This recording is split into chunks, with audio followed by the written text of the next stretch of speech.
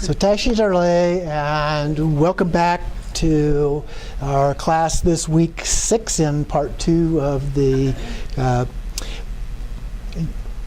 Trekcho course. And so we are on chapter 11 in the Longchenpa text, resting in uncontrived conduct. So last time in chapter 10 we looked at meditative stability, so now he's shifting the focus a little bit to conduct as a part of that. And he begins by saying, as a support to the preceding discussion of enlightened intent, there is a valuable instruction concerning manifest circumstances. They are pure in that they are naturally evanescent. A major pivotal point is that sensory appearances are free in their own place, even as they are directly encountered. And so in this chapter, he's going to spend quite a bit of time going through what he calls pivotal points, over and over with different things that kind of amplify and clarify, expand upon some of the things that he has talked about previously. So this one is about sensory appearances being free in their own place, even as they are directly encountered. So from the root text, he says, within the oneness of everything, as awakened mind, equal to space, dualistic perception draws you into confusion, conditioned existence, and causality. Since sensory appearances based on confusion are illusory and have no true support, when you encounter them directly, maintain the experience of their leaving no trace, free of evaluation. So he's basically saying, okay, we're going to encounter these things as a part of what we're doing, but just let them be, let them go. They don't have a trace, so we're not grasping onto them in any way. We're not evaluating them in any way. So he says it's important to identify consciousness as a bare state of resting naturally. And so we identify the consciousness, pay attention to that, in this case specifically Rigpa. So we're paying attention to the Rigpa, we're not paying attention so much to the other things that we encounter, the other experiences that we have. And then resting in the immediacy of perception, resting naturally, you gain natural freedom, the natural state of naked Dharmakaya. So we just rest in that as we go along. On the next page, to 90, the top of the page, another major pivotal point is that negative circumstances provide training in the recognition of awareness. So anytime you have a negative experience, there's an opportunity. Okay? So from the root text, he says, when something unwanted falls into your lap, interesting phrase, falls into your lap, you have a negative reaction such as anger, dislike, envy, upset, irritation, anxiety, depression, mental anguish, or fear of death and rebirth. When such reactions arise as a display due to dynamic energy, identify them as such. Do not renounce them, indulge them, refine them away, transform them, look at them, or meditate on them. Rather, rest spontaneously in the single, naturally settled state of evenness, free of the proliferation and resolution of conceptual frameworks. Mind as a pure expanse of space in which things vanish naturally and leave no trace, arises with intensity from within, pristinely lucid. So there's this sense of clarity about this as things come up and they go, but we don't get attached to them. We just allow them to come and go without really bothering us, if you will. So he, in his commentary here, says, when you experience displeasure, a strong reaction, don't renounce it. As in the Shravaka approach, don't refine it away with antidotes, as in the Bodhisattva approach. Don't transform it, as we do in the Tantras. Rather, identify bare awareness in its pristine nakedness, so that the displeasure fades naturally and lucid, unobstructed awareness arises with greater clarity. Okay? And then another pivotal point right at the bottom of the page is that anything that manifests is freed in your direct encounter with it. So antidotes renunciation are cleared away within the ground of being. So from the root text, within unconstrained awareness, which neither is nor is not, sensory appearances are not fixated on as anything but are encountered directly. This brings about natural rest in the state that cannot be reified as anything. And suppression and indulgence, which are not anything that can be freed in some way, fade away without leaving a trace. And experience without fixation wells up from within. This itself, just as it is the timelessly spacious expanse of enlightened intent. So by simply identifying bare awareness, if you will, we're freed in our true nature. So we recognize that, and that is the focus, if you will, is having recognized that without reifying it, conceptualizing it as a thing too. We have to be careful of that. So things are just freed in their bare state once we perceive that bare state. Okay? So just being aware of that.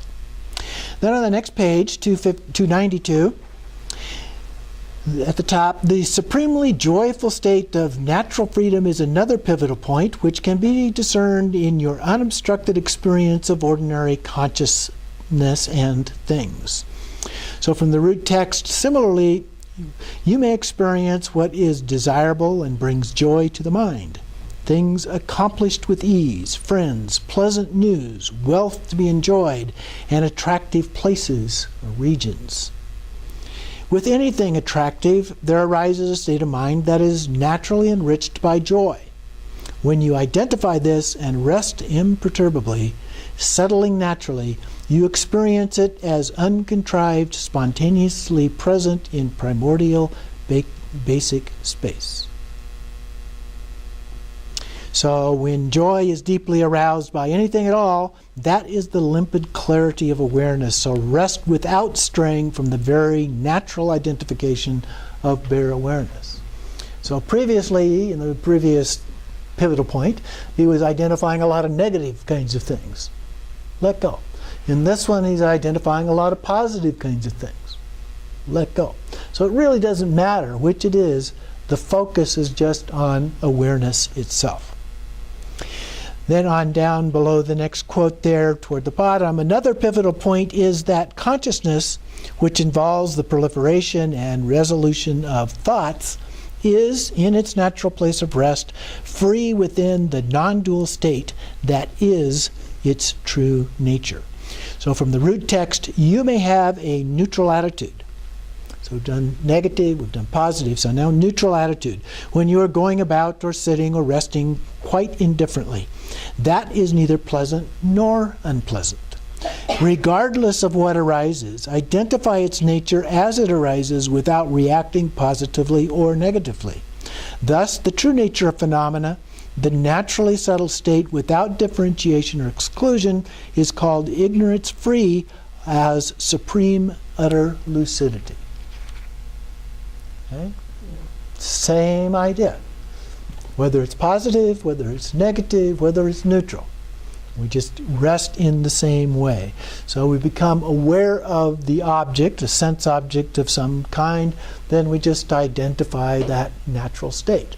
And once we've done that, then we've let go. And the sense object then just resolves by itself. On page 293, down, 10, 12 lines or something toward the bottom of that first paragraph, he says, when the very essence of awareness is experienced in all its nakedness, all the expressions of its dynamic energy, the whole spectrum of sensory appearances that manifest as its naturally pristine display, are by necessity also free. So anything that comes up are actually naturally free if you're just aware of that, if you just let go of that idea. In brief, there is bondage if ordinary consciousness reifies things, freedom if it lets go, and transcendence when freedom has no relevance at all. Okay? I think that's a nice statement. There is bondage if ordinary consciousness reifies things, freedom if it lets go, and transcendence when freedom has no relevance at all. So it's ineffable. It's beyond the ideas of freedom or attachment or anything like that. Then continuing at the bottom of the page, another pivotal point concerning the dream state and sleep is that ignorance is experienced as utter lucidity. So this one's talking about nighttime, usually nighttime, when we sleep. Okay? And perhaps we engage in yoga, dream yoga. So from the root text, at night and other times when you are overtaken by sleep, as you lie in a naturally settled state free of the proliferation and resolution of thoughts, sensory appearances that manifest in obvious ways disappear. So reification of them disappears as well. With the disappearance of even what is subtle or very subtle together with the reification of it, the mind that is aware in a uniform non-conceptual state abides naturally, free of the occurrence of and involvement in thoughts, as well as hope and fear. This is the context in which all-consuming concepts are free within the basic space of phenomena, and so is described as the samsara being free as nirvana. Okay? So samsara and nirvana are in and of themselves just concepts. Okay? So we're transcending even those ideas. So then he goes on in his commentary here to explain a little bit more about sleep and dream yoga kinds of things here. So he starts off, sleep is the mind imploding helplessly. An interesting phrase. The mind imploding helplessly, entering into a state of ignorance. So we have the subtle karmic tendencies that accumulate as a result of our sleep experiences as well. Some texts present techniques for incorporating them into the spiritual path. Others demonstrate more elaborate techniques such as the recognition, control, transformation, and cessation of dreams. And we've talked about that in our natural liberation class when we do the dream yoga section in that class, very similar to this. So here he goes on to describe this a little bit more. The sleeping lion posture, which is commonly advocated for dream yoga. You focus on the bare consciousness, you draw attention to draw the attention you otherwise would pay to dream images inward. Okay, so they appear outward just as our sense experiences appear outward to us now, but then you move inward in this process.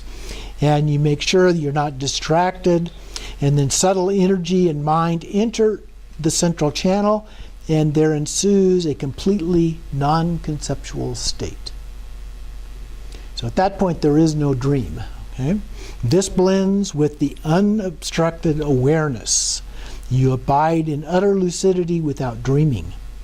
Once you are familiar with this, though you still see and hear incidental sensory appearances, the quality of lucidity that does not involve thoughts about them is unified with this non-conceptual state.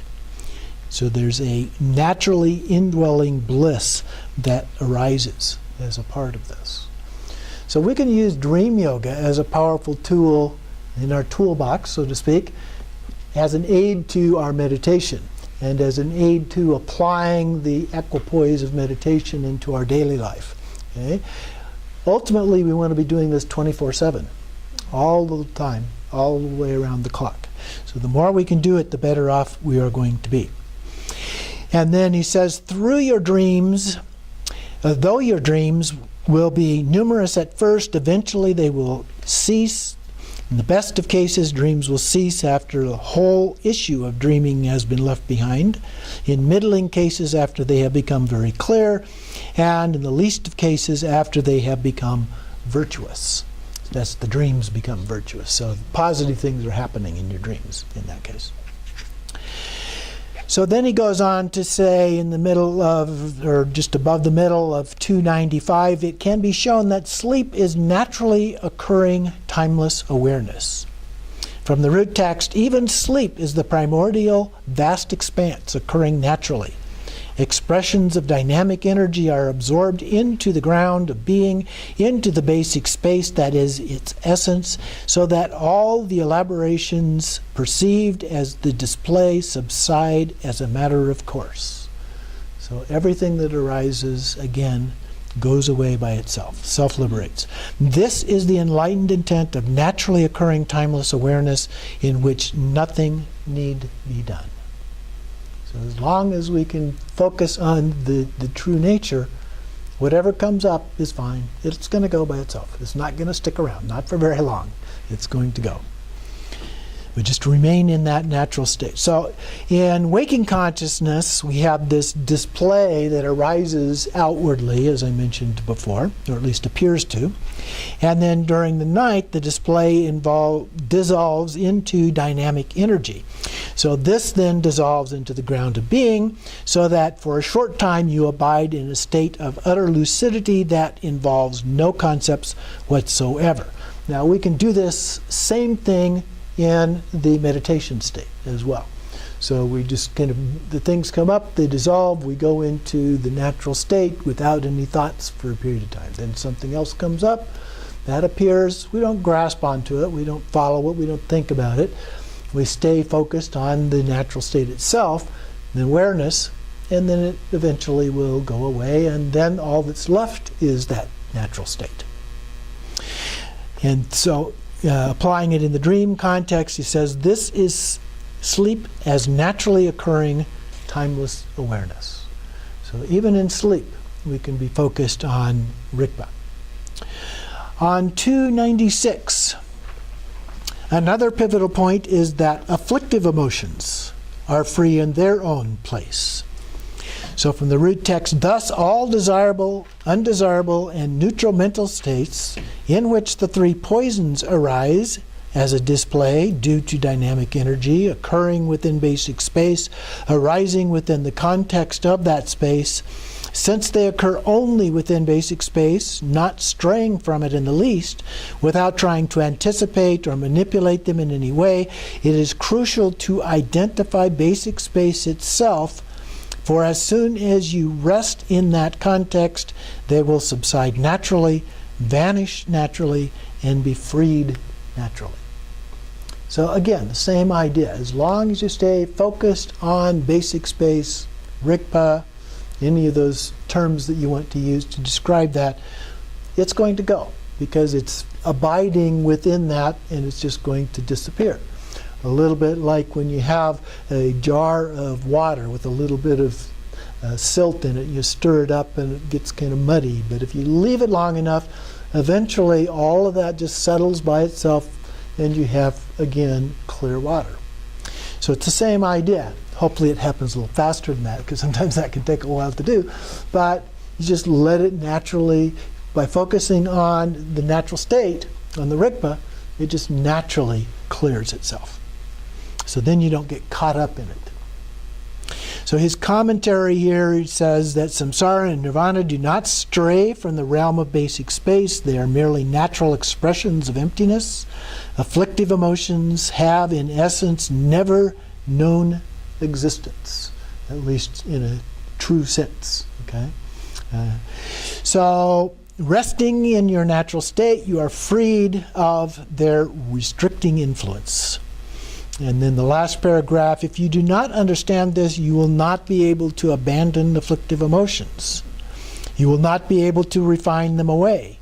Your emotions will not change. You will not be able to still them by letting them become calm naturally. For they are none other than the thinking process involved in letting them go. So when you get involved in thinking about them and trying to get rid of them in some other way, that itself provides that trap and you're stuck. You've got them. So you need to let go of that. They cannot be freed with antidotes. Antidotes themselves are just as much something to be abandoned as they are something to be used to abandon something else. Afflictive emotions in and of themselves are not your true nature. Okay? So We just need to be able to recognize those things. Skipping forward a few pages, on page 301. Very top. Another pivotal point to be shown is that the teachings of this most majestic spiritual approach are upheld by its lineage of succession and are kept secret from those of lesser aptitude. From the root text, he says, "This is the very pinnacle of the sublime secret approach. Do not speak about it to those of lesser aptitude, but keep it extremely secret. By being misinterpreted, the teachings concerning the heart essence will be distorted. Exaggeration and underestimation are at odds with enlightened intent. Those who violate the bounds of secrecy fall endlessly into lower states. Therefore, the legacy of the most majestic and utterly secret spiritual approach is taught and entrusted to holy people with good fortune." So you are holy people with good fortune to receive these teachings. Now, he takes a fairly rigorous point of view about dealing with people that are not qualified, and with us that are qualified, sharing this with people that are not qualified. He's fairly critical of the somewhat more lax attitude of some lamas regarding that. So he says toward the bottom of the page here, "These great secrets should be kept especially from those who have violated the bounds of secrecy." So if we know people who have shared things that were supposed to be kept secret, then those people are not appropriate people to be sharing these things with.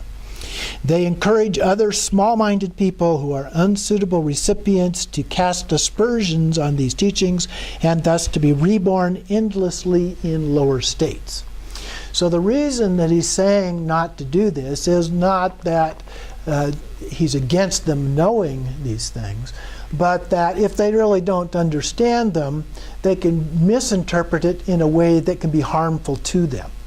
And so we don't want to bring harm to them, so we don't want to share something with them that they're going to misunderstand and get themselves in trouble with.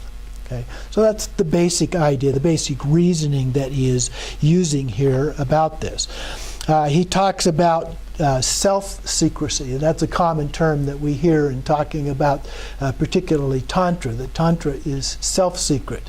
And so we don't really need to protect it individually because of this self-secrecy, that if somebody that is not supposed to understand it tries to read it and they don't understand it, then no harm, no foul. Right? Well, he kind of disagrees with that. He says, this is the babbling of idiots. He says, this is contrary to the words of the Buddha. So he takes, as I said, a very strong stand against this type of thing and being very protective of these and making sure that the people are appropriate. On 303, about a third of the way down, he says, "They are kept secret to prevent others from reinforcing negative karma and to avoid impairing the Dharma's greatness." And then down toward the middle of the next paragraph, "When the time is not right or in unsympathetic regions, do not breathe a word about your understanding of these teachings or even of their existence or the fact that you have received them." He even goes so far as to saying, if somebody asks, they've heard rumors that you've had the teachings or whatever, to say, "I'm not sure," or "not having practiced them, I have no idea," something like that, which strikes me as a little bit difficult too, because you're basically lying to the person about that. Of course, understand that within Buddhism, the rules are not that hard and fast. It's not do not lie absolutely, but it's a guideline depending on the circumstances that we use with skillful means. So if you think about it in that context, that is a skillful means for being able to keep somebody else from doing harm to themselves. Okay, so that's the basic idea here. Then on 304, just above the middle of the page, he talks about the negative consequences. It will be led it will lead to misinterpretation so that you and others will be reborn in lower states. The teachings of the heart essence will disappear. You will incur the punishment of the guardian deities. You will not accomplish your goals, and so on. So here he continues on to say, well, there's some consequences for you as well, not just for the people you share this with. So we need to be careful about that as well. And then toward the bottom of 305, the advantages of secrecy include everything that is excellent will be ensured for you and others, and the teachings will remain for a long time. And then he talks about two considerations. Teaching fortunate people and their characteristics and the way to examine them for suitability. And the characteristics are stated so he's broken this down into two parts. And he first cites from the array of inlaid gems. And if you go over to the next page, 306, there at the top, second line, they are revealed to those who are equal to the trust invested in them concerning secrecy, who demonstrate enthusiasm for the meaning of what is secret, who have great wisdom and very agile minds, and who maintain their samaya and vows. It is said that the defining meaning of the secret mantra approach is revealed to those of the warrior class, the priestly class, and those of the merchant class, as well as to especially great people. Here we are. Since we don't have a class system here, per se, I guess we do have some makings of one, but not a formal class structure the way they did or still do to some degree in India. And then from the naturally arising awareness, he goes on and even in more detail explains some of these things. They have strong faith, great diligence, abundant wisdom, and are without clinging or attachment. They show great respect and engage in the conduct of the secret mantra approach. Their minds are free of concepts and distraction. They uphold their samaya, are diligent in spiritual practice, experience constant, deep felt affection, engage in clear, stable meditation, act in accord with the Master's words, do not lapse into breaches of samaya, act in harmony with others, purify their minds through devotion, and take each word they are taught to heart. Thus acting in their own best spiritual interests, they are worthy of being entrusted with what is secret. Never straying from the ultimate meaning of the Vajra nature, they rely on individuals of great learning. They never go against their own best spiritual interests. They speak gently, without arrogant words, and act in harmony with others' minds. They consider the Master and the Tathagata to be one, in no way different. These are the characteristics of students. Such students are said to be candidates for the great perfection. Okay? And then from the all-creating monarch, another list of things here, fairly similar. They have great faith, great diligence, and compassion, and uphold samaya. They are steadfast, not discouraged or fickle. They have no attachment whatsoever to their bodies, children, spouses, servants, or possessions, but rather offer them faithfully and joyfully. Since these are signs of faith and samaya, you should grant to such people the ultimately meaningful experience of the heart essence. They give up arrogance, are free of pride, spare neither their bodies nor their lives for the sake of the heart essence, and do not go against spiritual commands. To those who embody these signs, you should grant teachings on the unborn nature with which concern the heart essence. So that's the first of the characteristics that he's talking about, or lists of those first set of characteristics. Then beyond that, he says that the teacher should examine students before they receive the spiritual teachings. Now, in the West, that rarely happens anymore. Traditionally, in Tibet and India, that was common. You would actually sit down, because the teachings were mostly given one-to-one, one-on-one. And as a result of that, you would ask to receive the teachings. The teacher would invite you to sit down, and then we would talk about it to see where you are, make sure that they understood where you were with your practice, whether you were suitable before giving you these teachings.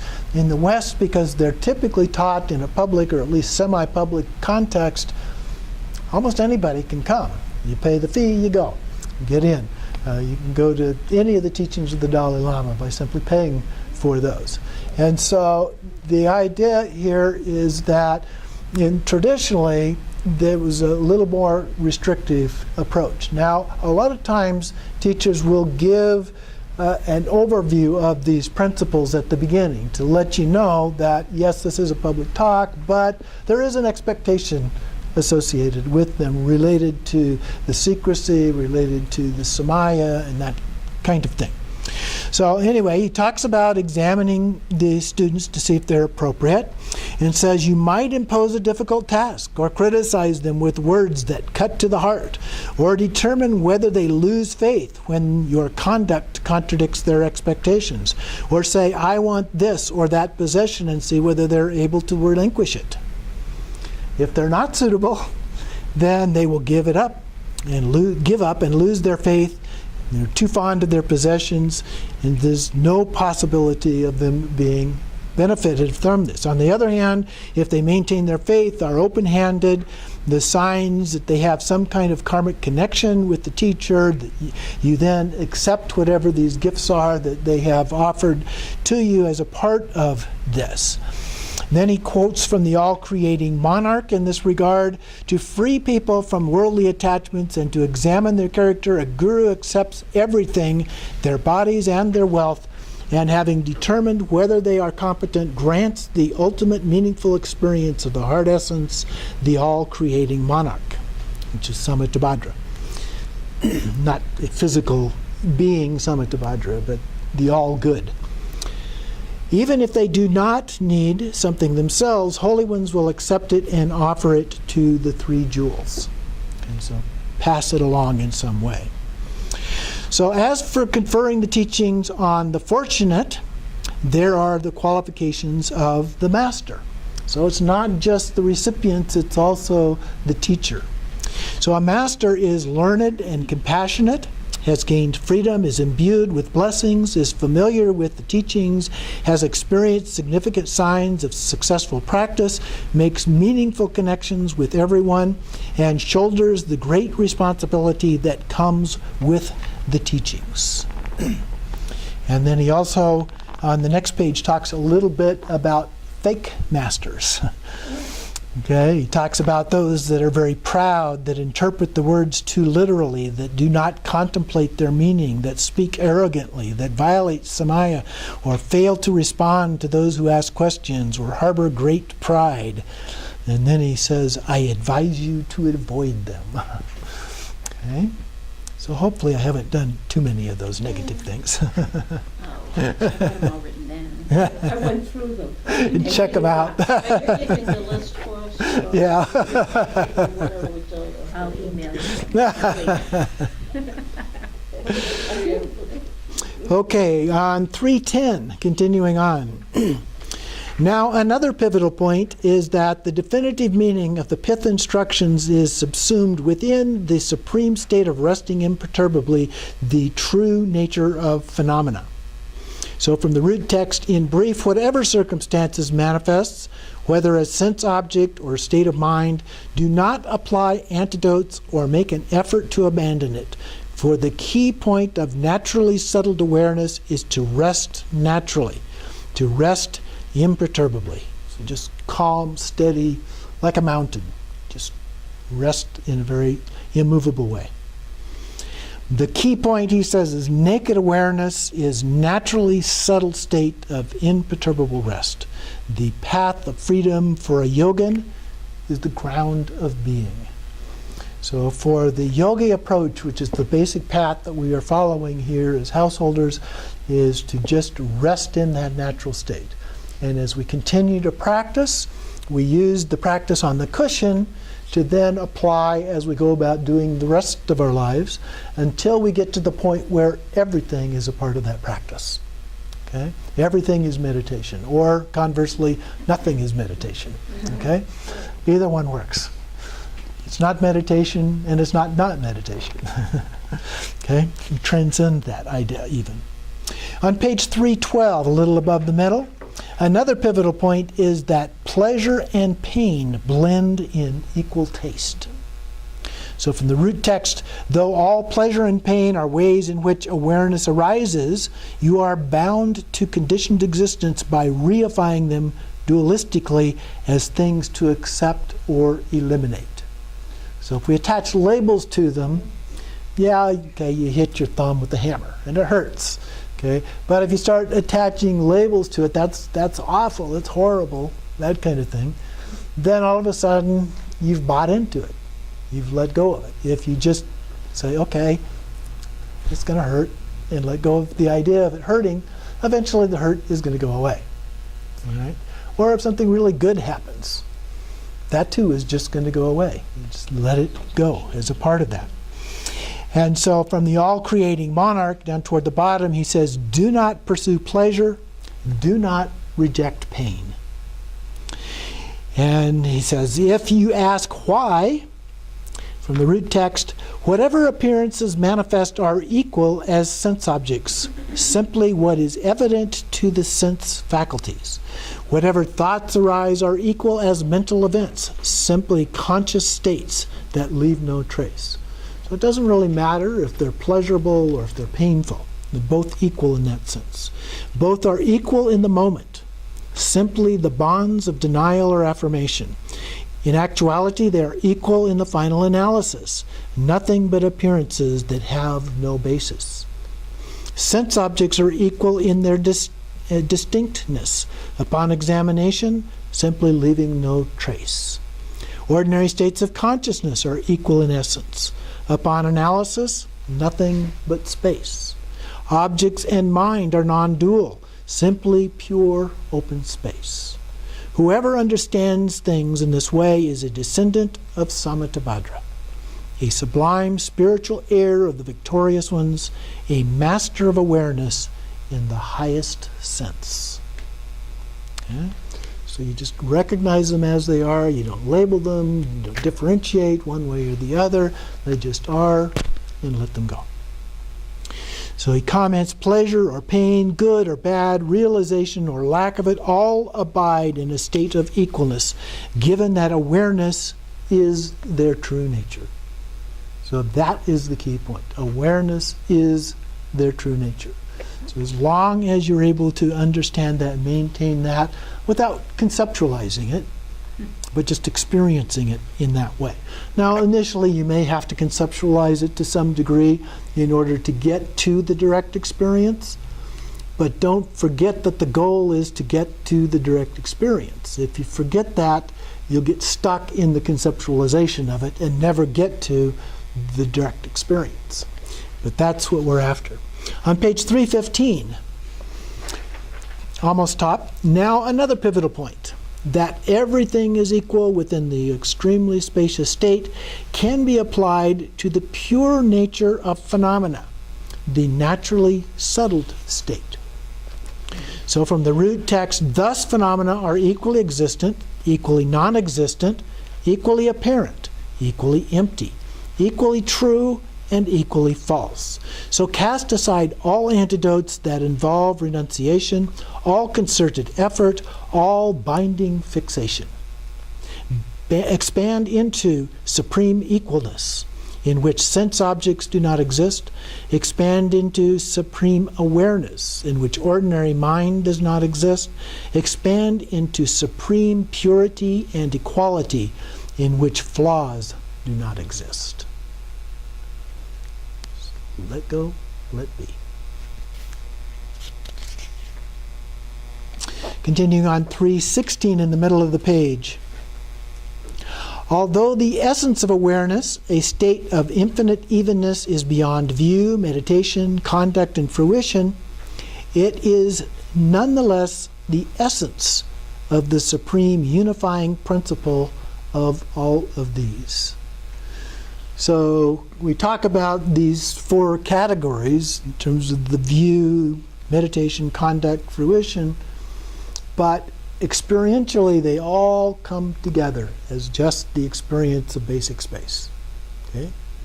So we let go of conceptualizing about these.